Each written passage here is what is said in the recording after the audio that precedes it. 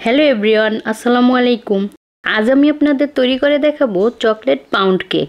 একদম সহজ একটা রেসিপিতে কেকটা আপনাদের তৈরি করে দেখাবো। এই রেসিপিটা ফলো করে যারা কোনোদিন কেক তৈরি করেননি তারাও একদম পারফেক্টভাবে কেকটা তৈরি করতে পারবেন আমি আশা করি। কেকটা খেতেও কিন্তু বেকারির কেকের থেকেও অনেক মজার হয়।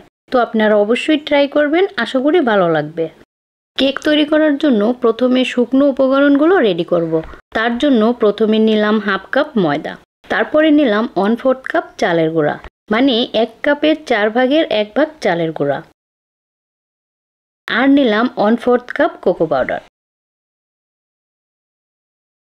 এই যে সব মিলিয়ে 1 কাপ হয়েছে। হাফ চা চামচ বেকিং পাউডার দিয়ে দিলাম, আর দিয়েছি এখানে 1 চিমটির মতো লবণ, যেটা আসলে ভিডিওতে স্কিপ হয়ে গেছে। তো এবার এই সব কিছু সুন্দরভাবে মিশিয়ে দেব। তো এখানে চালের গুঁড়া দিতে না চাইলে বা হাতের কাছে না থাকলে শুধু ময়দা দিয়েও করতে পারবেন। তবে এভাবে চালের গুঁড়ো দিয়ে কেকটা তৈরি করলে কেকের টেস্টটা অনেক ভালো আসে। তো এটা মিশিয়ে নেওয়ার পরে একটা সাইডে রেখে দিলাম। এবার আমি এই যে এরকম একটা কফির প্যাকেট নিয়ে নিলাম, তারপরে কফিটা একটা বাটিতে নিয়ে নিলাম। এবার হালকা গরম পানি দিয়ে কফিটা সুন্দরভাবে মিক্স করে রাখবো। তো এখানে কফিটা না দিতে পারলেও কোনো সমস্যা নেই, তবে চকলেট কেকের সাথে কফির ফ্লেভারটা খুব ভালো যায়, এতে করে স্বাদটাও ভালো আসে, তাই চেষ্টা করবেন দেওয়ার জন্য। এবার ব্লেন্ডারের একটা জারের ভিতরে নিয়ে নিলাম 2টা ডিম, হাফ কাপ নিলাম চিনি, আর হাফ কাপের একটু কম নিলাম সয়াবিন তেল, সামান্য একটু দিলাম ভ্যানিলা এসেন্স। এবার এটাকে 1 থেকে 1.5 মিনিটের মতো ব্লেন্ড করে নেব। এই যে ব্লেন্ড করে নিলাম। এবার একটা বলের ভিতরে এটা নিয়ে নিলাম। এবার আমি এর ভিতরে অল্প অল্প করে শুকনো উপকরণগুলো মেশাবো। তো আমি প্রথমে অর্ধেকটা শুকনো উপকরণ মিশিয়ে নিলাম।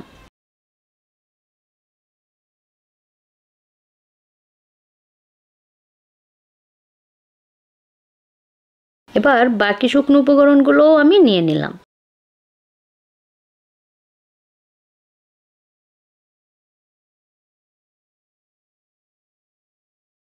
তারপরে এই যে আমি যে কফিটা মিক্স করে রেখেছিলাম সেখান থেকে কিছুটা কফি দিয়ে দিলাম। তারপরে একটু মিক্স করার পরে এই যে বাকি কফিটুকুও দিয়ে দিলাম। তো এখানে আমি টোটাল 3 টেবিল চামচের মতো কফি ব্যবহার করেছি।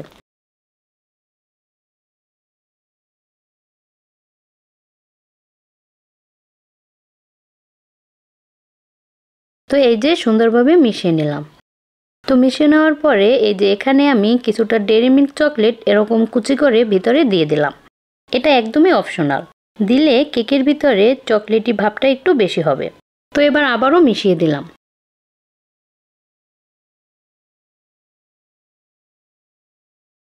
এবার এরকম একটা ছোট সাইজের পাউন্ড কেকের মোল্ড নিয়েছি। মোল্ডের ভিতরে একটা পেপার দিয়ে তেল ব্রাশ করে দিয়েছি।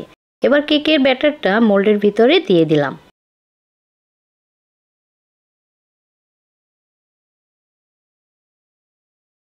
আর উপর থেকে আমি কিছুটা বাদাম কুচি দিয়ে দিলাম। আর কিছুটা চকলেট কুচি ছিল, সেটাও এর ভিতরে দিয়ে দিলাম। তারপরে মোল্ডটা একটু ট্যাপ করে দিলাম।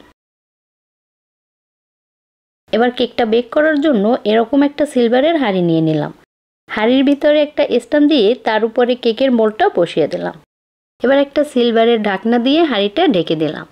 তো গ্যাসের চুলার আঁচ লো থেকে আরেকটু বাড়িয়ে কেকটাকে প্রায় 45 মিনিটের মতো বেক করতে হবে। আর সময় কিন্তু কম বেশি লাগতে পারে, আপনারা চেক করে দেখবেন। আর এই যে 45 মিনিট পরে এবার কেকটা হয়ে গেছে।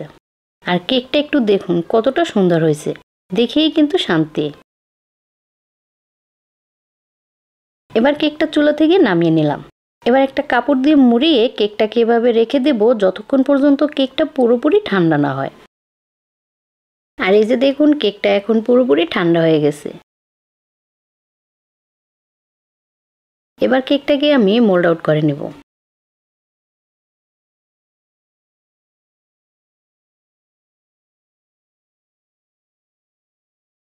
কেকটা একটু দেখুন কতটা পারফেক্ট হয়েছে।